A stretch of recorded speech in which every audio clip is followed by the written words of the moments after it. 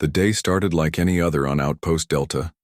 The sun of Proxima Centauri rose slowly over the horizon, casting long shadows across the dome-shaped buildings of the human colony. Lieutenant Abigail Warren walked through the quiet hallways, checking items off her digital clipboard. Her brown hair was tied back in a neat bun, and her uniform was pressed and clean. Today was just another inspection day. "Maintenance section level 3, she said to herself, pressing the elevator button. The doors slid open with a soft hiss and she stepped inside. Abigail had been on Proxima Centauri B for 6 months now. The planet was Earth's first attempt at settling another star system. 120 people lived here, scientists mostly, with a small security team to keep everyone safe. Nothing exciting ever happened on Outpost Delta. That was about to change. The elevator stopped and Abigail stepped out into the maintenance level. The lighting here was dimmer than in the living quarters above. Pipes ran along the ceiling, carrying water and air throughout the colony. Her boots made soft tapping sounds on the metal floor as she walked. Oxygen recyclers check. Water filters check. Waste processing, she mumbled, marking items on her list. Everything was normal until she reached the supply closet at the end of the hallway. The door to the closet was slightly open. A strange, sweet smell like flowers and honey came from inside. Abigail frowned. No one should have been down here today except for her. "Hello? Is someone there?" she called. One hand, moving to the small laser pistol on her belt. No answer came, but she heard a soft shuffling sound from inside the closet. Slowly, Abigail pushed the door open wider. The light from the hallway fell across the closet floor, revealing something that made her gasp. Hiding between boxes of spare parts was a creature unlike anything Abigail had ever seen. It was about the size of a human but had 6 limbs instead of 4. Its skin, or was it scales, shimmered with colors that changed as it moved. On its head was something like a crown made of the same shimmering material. 2 large eyes, purple with flecks of gold, stared back at Abigail. The creature was pressed into the corner, trembling. "Oh my God," Abigail whispered. Her training kicked in and she reached for her communicator. "Captain Hudson, this is Lieutenant Warren. You need to come to maintenance level 3 immediately. And bring security chief. Winters, I found someone.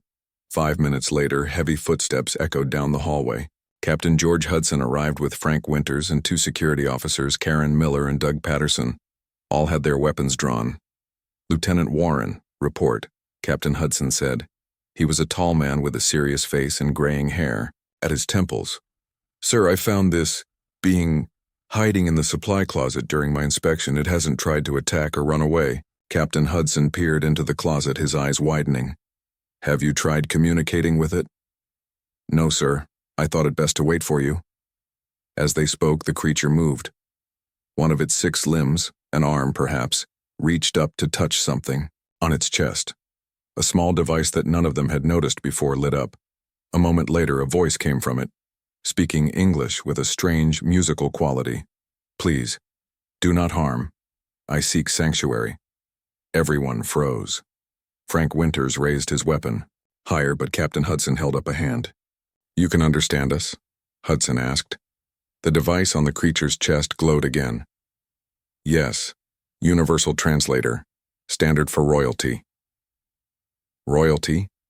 Abigail asked, stepping closer despite Winters shaking his head in warning. The creature's colors shifted to a deeper blue. "I am Queen Zixara of the Nexian Empire. I have fled my homeworld. Assassins pursue me. My royal guards betrayed me. Please hide me." Captain Hudson and Chief Winters exchanged looks. This was way beyond their training. First contact with an alien species was supposed to happen through official channels, with teams of diplomats and scientists, not in a supply closet on a Tuesday morning. "How did you get into our colony?" Winters asked, his weapon still ready. "Small ship, landed in darkness, found entry point in Dome 7, followed air currents to find quiet hiding place." The Queen's translator conveyed her words without emotion, but her body language, the way her limbs pulled close to her body, showed fear. Captain Hudson made a decision. "Karen, Doug, Secure this area. No one comes in or out without my permission. Lieutenant Warren, with me. We're going to escort our guest to the diplomatic quarters. Sir? Frank Winters looked concerned. Shouldn't we confine it, her, until we know more? Hudson shook his head. Chief Winters, if she's telling the truth, we're dealing with royalty from an advanced spacefaring civilization. I'd rather not start an interstellar incident by throwing their queen in the brig.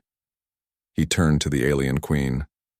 Your Majesty, if that's the correct term, we offer you temporary sanctuary while we contact our leaders. Will you come with us to more comfortable quarters? The queen's colors shifted again, this time to a pale pink. Yes, thank you. The correct term is your radiance, but I understand your mistake. Slowly the queen unfolded her 6 limbs and stood up. She was taller than she had appeared while crouching, nearly 7 feet in height. 2 of her limbs seemed to be legs, while the other 4 were arms of slightly different sizes. She wore what looked like a flowing garment made of material similar to silk, but with the same color-changing properties as her skin. Captain Hudson led the way, with Abigail walking beside the Queen and Winters following behind them. They took the service elevator to avoid being seen by too many colonists. Word would spread soon enough, but Hudson wanted to inform Earth Command before rumors started flying. They arrived at the diplomatic quarters, a small section of the colony reserved for official visitors from Earth. Room 37B was quickly prepared, with extra blankets and pillows.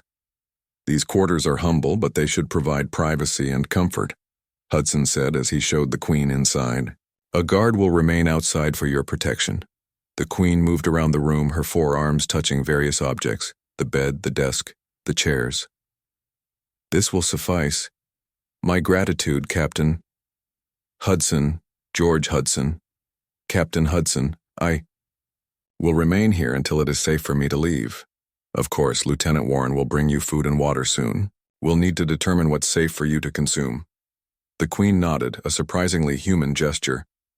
My species is omnivorous. We can digest most carbon-based nutrients. After making sure the Queen was settled, Hudson and Warren left the room, posting Doug Patterson outside the door. In Hudson's office, the captain immediately opened a secure channel to Earth Command. Admiral Patricia Coleman's face appeared on the screen, looking concerned. This better be important, Hudson. It's 3 a.m. here. Admiral, we have a situation at Outpost Delta. We've made first contact with an alien species, specifically with someone claiming to be the queen of something called the Nexian Empire. She's requesting asylum from assassins. Admiral Coleman was suddenly wide awake. Tell me everything and don't leave out a single detail. As Hudson explained, Abigail stood by the window, looking out at the alien landscape of Proxima Centauri B. Just yesterday, this had been humanity's greatest adventure, establishing a colony around another star. Now they were players in a galactic drama they didn't understand. In room 37B, Queen Zixara began rearranging the furniture according to patterns meaningful only to her. If she was going to stay in this room, it needed to be properly aligned with the cosmic energies. The humans would learn soon enough that giving sanctuary to a Nexian queen came with many unexpected complications, the first of which was that, by Nexian custom, she could not leave her sanctuary room for a very long time. 2 weeks passed since the discovery of Queen Zixara. Life at Outpost Delta had changed completely. News of the alien queen spread throughout the colony, and Earth Command sent daily messages asking for updates. Scientists were excited. Security. Personnel were nervous, and Captain Hudson had more gray hairs every day. Dr. Olivia Grant knocked softly on the door of room 37B. She was the colony's lead xenobiologist, a woman with curly red hair and bright green eyes that showed her excitement. She had been studying the Queen from a respectful distance, learning what she could about Nexian biology and culture. Your Radiance, may I enter? I've brought some new food samples for you to try. You may enter, came the reply through the door's speaker system. When the door slid open, Dr. Grant paused in surprise. The room looked completely different from yesterday. All the furniture had been moved again. The bed now stood on its side against the wall. The desk was in the center of the room with chairs arranged in a perfect circle around it. Small objects, pens, cups, food containers, were placed in careful patterns on every surface. The Queen herself sat cross-legged on the floor, her forearms moving constantly, adjusting and readjusting the items around her. Her scales shimmered with a soft green glow today. "Good morning, Your Radiance," Dr. Grant said, placing her tray of food samples on the only clear space she could find. "I see you've redecorated again." "The energies shift daily," Queen Zixara explained. "The room must be aligned properly or misfortune will follow." One of her smaller arms reached out to move a cup 2 inches to the left. "There. Better." Dr. Grant took out her tablet and made notes. "Fascinating. Is this a religious practice among your people?" "Not religion. Science. Your species has not yet discovered the cosmic energy fields that flow through all things." The Queen's colors rippled with what Dr. Grant had learned to recognize as amusement. "You will eventually." As they spoke, Dr. Grant noticed something odd. Small purple spots had appeared on the ceiling of the room. They hadn't been there yesterday. "Your Radiance, may I ask about those marks on the ceiling?" The Queen glanced up. "Ah, the blooming has begun, earlier than expected. This is good." "Blooming?" "A natural process for Nexian royalty. When we establish sanctuary, how do I explain in simple terms? We mark our territory with spores that create a protective environment." Dr. Grant's scientific curiosity battled briefly with concern. "Spores? Are they dangerous to humans?" "Not dangerous. Beneficial. They purify air. They also mark this as official Nexian sovereign territory according to galactic law." The Queen picked up one of the food samples, a strawberry, and examined it carefully before placing it back on the tray. "I cannot eat this, the wrong shape." Dr. Grant made another note. "I see. Could you explain more about these spores? How far will they spread?" "Throughout connected air systems." "Do not worry. The process is controlled." Later that day, Dr. Grant met with Captain Hudson in the colony's main conference room. Lieutenant Warren was there too, along with Chief Engineer Samantha Lee and Security Chief Winters. "So let me get this straight," Hudson said after hearing Dr. Grant's report. "The Queen is releasing alien spores into our air system?" "Yes, but she insists they're harmless to humans. In fact, she says they'll improve our air quality." Chief Engineer Lee frowned. "Our air recyclers weren't designed to handle alien biology. I should check the filters." "There's something else," Dr. Grant continued. "When I asked if she'd like to visit other parts of the colony, the garden dome or the observation deck, she refused. She said she cannot leave room 37B. "Cannot or will not?" Chief Winters asked. "Cannot. According to her, Nexian custom forbids a royal who has been granted sanctuary from leaving that sanctuary until a ritual period has passed." Dr. Grant checked her notes. She explained it's to show respect and trust toward those who protected her. Hudson rubbed his forehead. "And how long is this ritual period?" Dr. Grant hesitated. 7 Earth years. The room fell silent. Then several people started talking at once. 7 years? In one room? That's impossible. Hudson held up his hand for silence. "Dr. Grant, are you sure she understood correctly? 7 years seems extreme."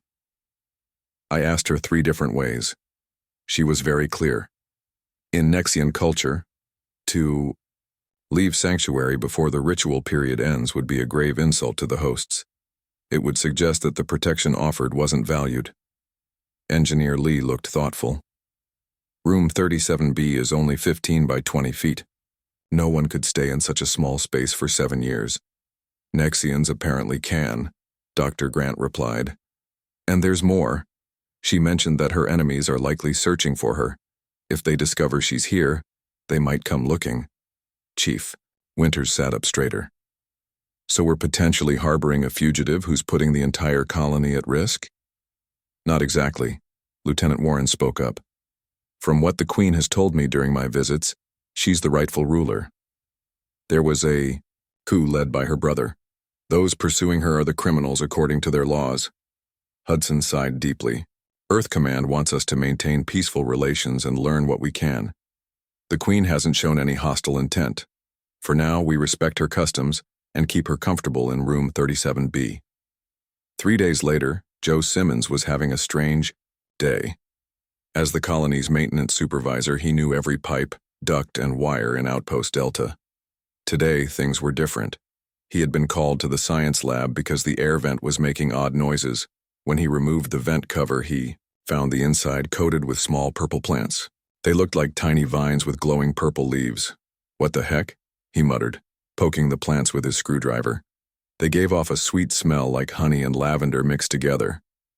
"Don't touch them," Dr. Grant called, rushing into the lab. "Those are from the Queen's spores." Joe pulled his hand back quickly. "Are they dangerous?" "No, but they're spreading throughout the ventilation system. I found them in the mess hall and the medical bay, too." By the end of the day, reports came in from all over the colony. Purple plants were growing from air vents everywhere. They didn't seem harmful. In fact, people reported the air smelling fresher and breathing easier. But the spread was concerning. Captain Hudson visited the Queen again with Dr. Grant beside him. "Your Radiance, we need to discuss these plants growing in our air system," he said politely but firmly. The Queen was rearranging her room again. Today, the bed was back on the floor but turned diagonally. The desk was against the wall, covered in complex patterns made with small objects.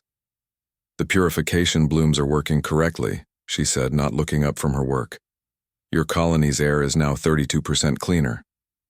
"While we appreciate cleaner air," Hudson said, "we're concerned about uncontrolled growth of alien plants in our systems." The Queen's colors shifted to a deep blue. "The growth is not uncontrolled. It will reach equilibrium in 3 more days. The blooms are part of establishing proper sanctuary conditions."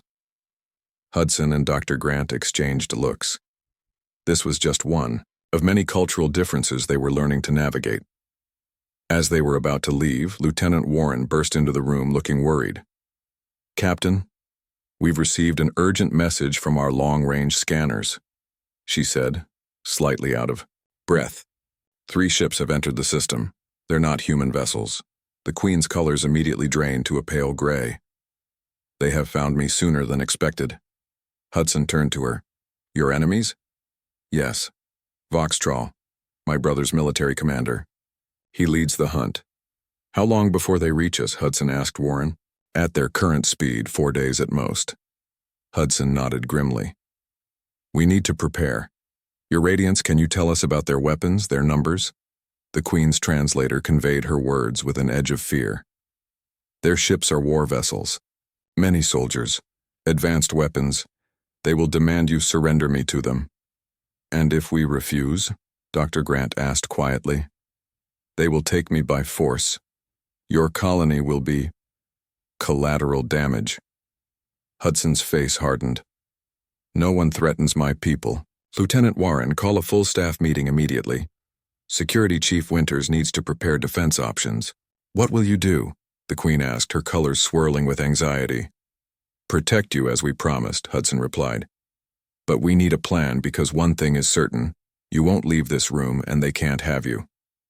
As they hurried out of room 37B, none of them noticed that the purple plants in the air vent above the door had grown thicker and begun to form what looked strangely like protective barbs. The emergency meeting room was packed. Captain Hudson stood at the front, his face serious as he looked at his team. Every department head and senior officer sat around the table, waiting for him to speak. "As you all know by now, we have 3 alien ships heading our way," Hudson began. "They're looking for Queen Zixara, and they aren't friendly." On the large screen behind him, images from the long-range scanners showed 3 dark, sharp-looking vessels moving through space. They didn't look like science ships or trading vessels. They looked like warships. "How dangerous are they?" asked Dr. Peter Collins, the colony's medical director. Security Chief Winters brought up his datapad. "Based on what the Queen has told us, very dangerous. Their weapons could punch through our colony shields in minutes. We have a few defensive measures, but nothing that could stop a serious attack." The room grew quiet. Outpost Delta was a scientific colony, not a military base. They had some security systems, but they were designed to handle meteors and radiation, not alien warships. "Have we contacted Earth Command?" asked Dr. Grant. Lieutenant Warren nodded. "Yes, but any help they send would take months to reach us. We're on our own." Captain Hudson looked around the room. "I need ideas, people. The Queen won't leave her room due to her cultural beliefs, and we promised her protection. How do we keep that promise without getting our colony destroyed?" For a moment, no one spoke. Then Chief Engineer Samantha Lee raised her hand. She was a small woman with short black hair and clever eyes. Everyone knew she was the most creative problem solver on the colony. "What if," she said slowly, "we don't make the Queen leave her room? What if we move the room itself?" Hudson frowned. "Explain." Lee stood up and walked to the digital whiteboard. She quickly drew a diagram of the colony, highlighting room 37B. "We could convert room 37B into a self-contained pod," she explained.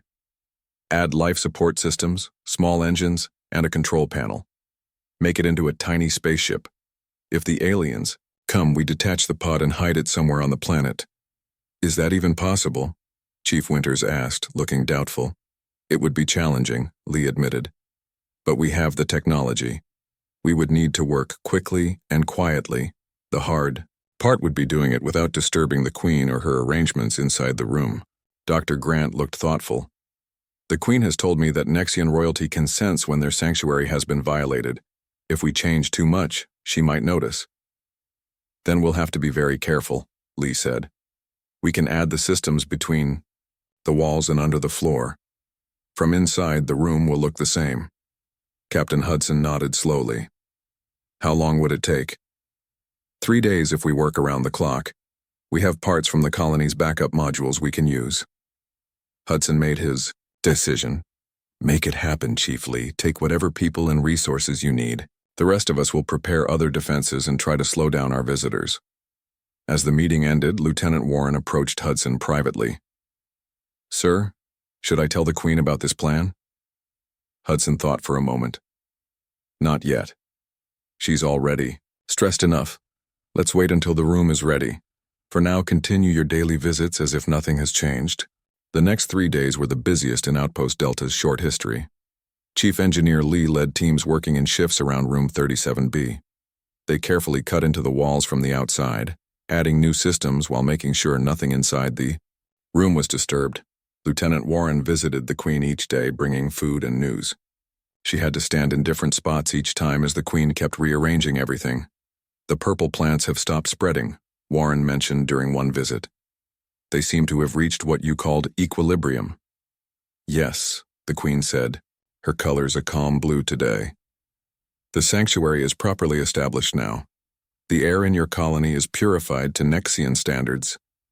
Warren had noticed that people were getting sick less often since the plants appeared.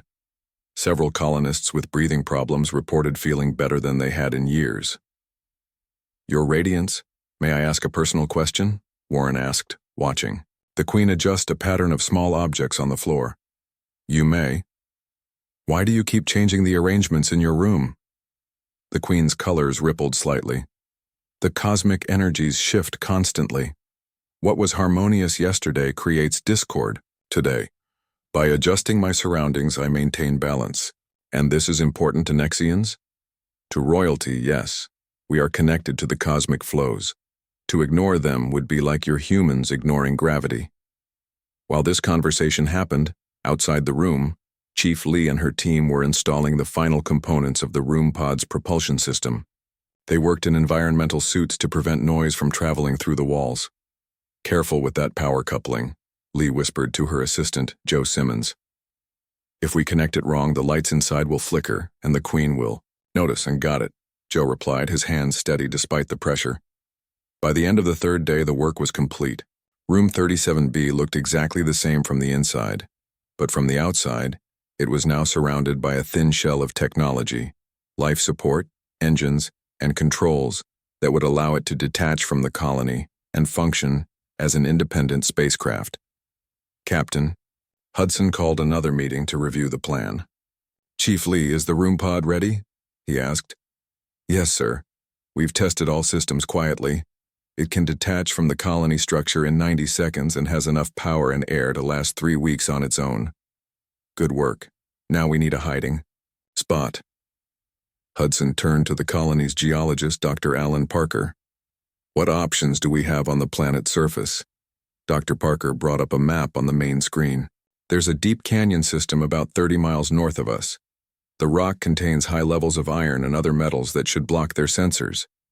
If we hide the pod there, they shouldn't be able to detect it from orbit. Who will pilot the pod? Chief Winters asked. I will, Lieutenant Warren volunteered immediately. I've spent the most time with the Queen. She trusts me. Hudson nodded. Approved. Lieutenant, you'll need to explain the plan to Her Radiance tonight. Make sure she understands we're not violating her sanctuary, just moving it temporarily. Just as the meeting ended, the colony's alarm system blared to life. Red lights flashed and a computerized voice announced, Warning, unidentified spacecraft entering atmosphere. Estimated arrival, 20 minutes. They're early, Hudson said grimly. Everyone to your stations. Lee, Warren, get the pod ready, now. Warren ran to room 37B. When she entered, she found the Queen's colors swirling in patterns she'd never seen before, dark reds and purples moving rapidly across her scales.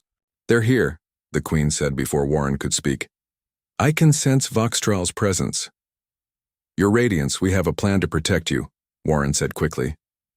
We've modified your room so it can detach from the colony. I can take you to a safe hiding place where they won't find you. The Queen's colors stopped swirling. You modified my sanctuary? Without telling me? We didn't change anything inside, Warren explained hurriedly. The room is exactly as you've arranged it. We only added systems to the outside so it can move. The Queen was silent for a long moment. Then her colors shifted to a bright yellow. Your species continues to surprise me.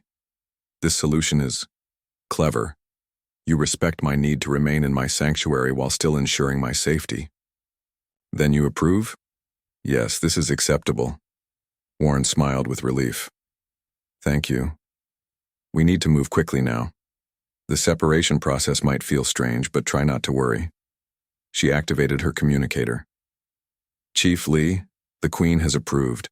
Begin separation sequence. Throughout the room, barely audible clicks and hums started as the hidden systems activated. The floor vibrated slightly. This is normal, Warren assured the Queen, who had drawn her limbs close to her body. The room is disconnecting from the main colony structure. A voice came over the speaker system. Captain Hudson. Lieutenant Warren, the first Nexian scout ship has landed. You have 10 minutes before they reach the colony entrance. Status? Beginning. Separation now, Captain, Warren replied. She moved to a panel that had appeared from behind a sliding section of wall. Controls lit up under her fingers. With a gentle hiss, room 37B detached completely from Outpost Delta. Through a small window that had appeared where a picture once hung, the Queen could see the colony growing smaller as Warren piloted the room pod. Away. Amazing, the Queen whispered, her colors shifting to a deep purple of wonder. Your people built this in 3 days? When humans need to solve a problem, we can be very resourceful, Warren said, carefully guiding the pod toward the northern canyon system. Even if it means thinking outside the box or moving the box itself. The room pod flew low over the rocky landscape of Proxima Centauri b. Lieutenant Abigail Warren kept the speed steady, staying close to the ground to avoid detection. Behind her, Queen Zixara watched through the small window, her colors shifting, between worry and amazement. Your planet has a stark beauty, the Queen said. Different from my homeworld, but beautiful in its own way. What is your homeworld like? Warren asked, partly to keep the Queen calm and partly because she was curious. Nexia Prime is a world of great oceans and floating crystal cities. The sky is purple at noon and gold at sunset. The Queen's colors became a soft blue of nostalgia. I had hoped to improve life for all my people before my brother's betrayal. Warren guided the pod into the entrance of the canyon system. Tall rock walls rose on either side, blocking the view of the sky. The iron-rich stones glowed with a reddish tint in the light of Proxima Centauri. This should hide us from their sensors, Warren said. We'll find a good spot deeper in the canyon and wait until they leave. Will your captain surrender me to save your colony? The Queen asked suddenly. Warren shook her head firmly. No, Captain. Hudson gave his word that we would protect you. Humans take promises seriously. Even if it means danger to your people, we find ways to keep both our promises and our people safe. That's what we're doing now. The Queen was quiet for a moment. My people would not go to such lengths to protect a foreign ruler. Maybe that's why we're out here exploring the stars. While being relatively new to space travel, Warren said with a small smile, we're curious and stubborn. She found a narrow side canyon with an overhang that would hide them from view even from directly above. Carefully, she landed the room pod and powered down all systems except life support. Now we wait, Warren said, checking her communicator. Captain Hudson will contact us when it's safe to return. Hours passed. Warren showed the Queen how to play simple Earth card games to pass the time. The Queen, in turn, taught Warren about Nexian energy patterns, showing her how to arrange small objects to create harmony with cosmic forces. I still don't understand how it works, Warren admitted. But there's something calming about creating these patterns. Understanding will come later, the Queen said. Feeling comes first. Back at Outpost Delta, Captain Hudson faced the Nexian boarding party at the colony's main airlock. 5 tall aliens with the same shimmering scales as the Queen, but wearing armor and carrying weapons, stood before him. Their leader stepped forward. I am General Voxtrol, commander of the Nexian Royal Fleet, he said through a translator device similar to the Queen's. We have tracked the fugitive Zixara to this location. Surrender her immediately. Hudson stood straight, flanked by security, Chief Winters and Dr. Grant. Welcome to Outpost Delta, General. I am Captain George Hudson, commander of this colony. We have no one here by that name. Foxtroll's scales flickered with patterns that suggested anger. Do not lie, human. Our sensors detected Nexian royal pheromones in your atmosphere. She has been here. Your sensors are correct, that a Nexian royal visited us, Hudson said carefully. But as you can see for yourselves, she is not here now. This was technically true. The Queen was not currently within Outpost Delta since Room 37B had been detached. Voxtroll's eyes narrowed. You will allow us to search your colony. Of course, Hudson agreed smoothly. We have nothing to hide. Chief Winters will accompany your team to ensure our safety protocols are followed. For the next several hours, Nexian soldiers searched every room and storage area in the colony. They paid special attention to the empty space where Room 37B had been, but Chief Engineer Lee had done an excellent job of disguising the detachment points. It looked like a room under renovation, with plastic sheeting covering the walls. When they found the purple plants growing from the air vents, the Nexian soldiers became more agitated. These are royal sanctuary blooms, Voxtroll said, touching one of the plants. The fugitive has established formal sanctuary here. The plants appeared recently, Dr. Grant explained. We've been studying them. They seem to purify our air. Where is she? Voxtroll demanded, his patience clearly running out. Hudson maintained his calm.